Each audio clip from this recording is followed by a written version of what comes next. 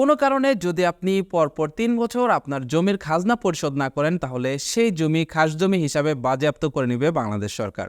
এছাড়াও বাংলাদেশ সরকার ভূমি মালিকদেরকে একটা সার্টিফিকেট দিবে যার নাম CLO।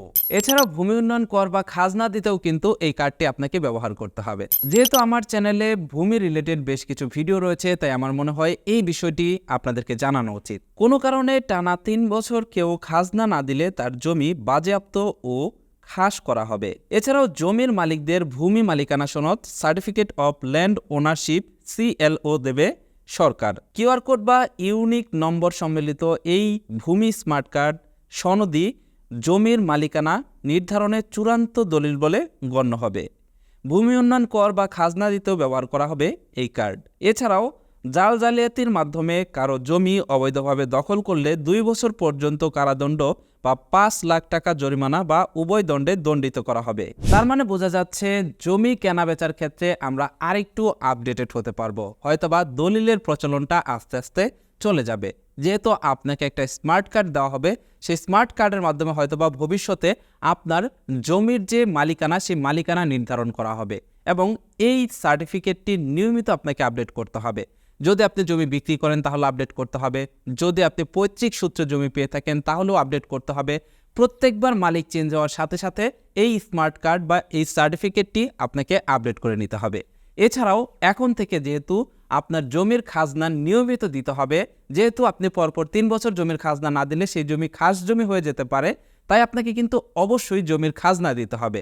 আর জমির খাজনা দেওয়ার জন্য কিন্তু এই সার্টিফিকেটটির প্রয়োজন পড়তে যাচ্ছে। খুব শীঘ্রই হয়তোবা এটার কার্যক্রম শুরু হয়ে যাবে। তার মানে যারা জমির মালিক রয়েছেন তাদের প্রত্যেককেই এই CLO সার্টিফিকেটটি নিতে হবে। ভূমি মন্ত্রণালয়ের যুগ্ম সচিব মোহাম্মদ খলিলুর রহমান এ বিষয়ে বলেছেন, এই আইনের অধীনে সরকার প্রত্যেক জমির মালিককে ভূমি মালিক সনদ দেবে।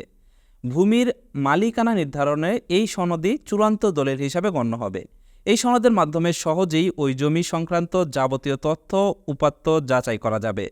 ভূমির ক্ষেত্রে এটি সবচেয়ে গুরুত্বপূর্ণ ভূমিকা রাখবে। আইনের খসড়াটি অনুমোদনের জন্য অলরেডি মন্ত্রিসভায় পাঠানো হয়েছে। এই আইন 3 পার্বত্য জেলার ক্ষেত্রে প্রযোজ্য হবে না। প্রস্তাবিত আইনে বলা হয়েছে, জমি হস্তান্তরের পর নামজারির মাধ্যমে রেকর্ড হালনাগাদ করা বা CLO বা সনদ তৈরি করে ভূমি উন্নয়ন কর দিতে হবে। মালিকানা ও সত্ত্ব পরিবর্তনের সঙ্গে সঙ্গে ভূমির মালিকানা সনদও নিয়মিত হালনাগাদ করতে হবে। এর জন্য সরকারকে একটি নির্দিষ্ট পরিমাণ ফি দিতে হবে জমির মালিককে।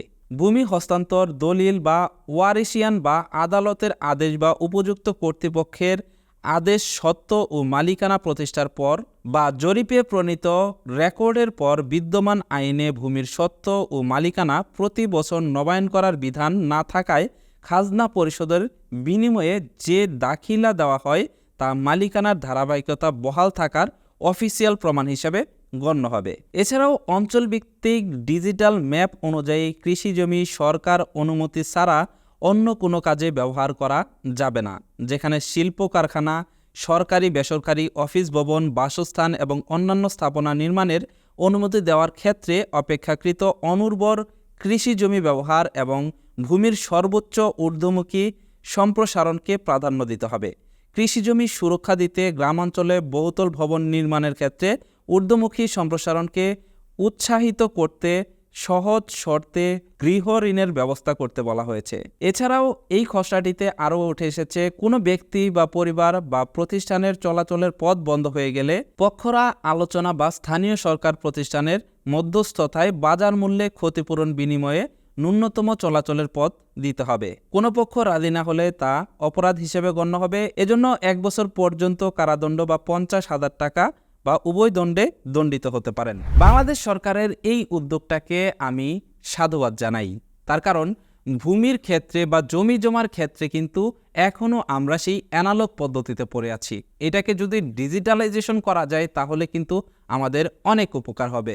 বিশেষ করে দেখা যায় যখন একটা জমি বিক্রি হয় তখন সেই অনেক আগের থেকে যে দলিলগুলো রয়েছে সেগুলোকে কালেক্ট করতে হয়, সেগুলো সূত্র ধরে ধরে দলিল করতে হয়।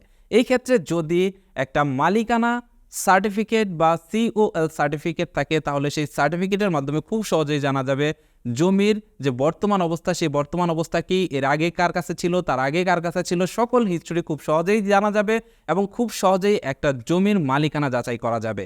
এছাড়াও আরও বেশ কিছু শর্তের কথা কিন্তু আমি বলেছি। এর ভিতরে আমার আরেকটা বিষয় ভালো লেগেছে, সেটা হলো বর্তমানে কিন্তু একটা বিষয় দেখা যায়, ব্যক্তিগত শত্রুতা সাধনের জন্য অনেকেই আমরা কাউকে রাস্তা দিতে চাই না। এমন অনেক জায়গা রয়েছে যারা ঘর থেকে বের হওয়ার জন্য রাস্তা বন্ধ করে রাখে।